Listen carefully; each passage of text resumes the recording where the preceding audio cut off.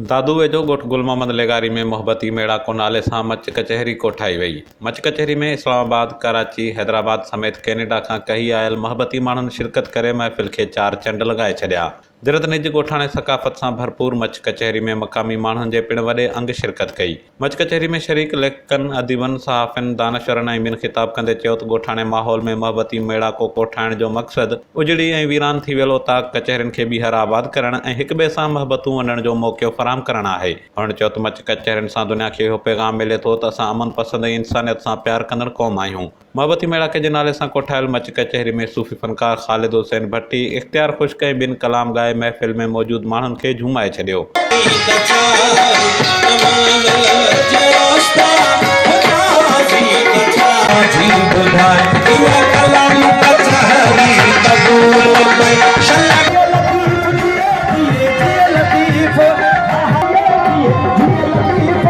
Nizam Sheikh, Kawish, digital media reporting team, Dadu.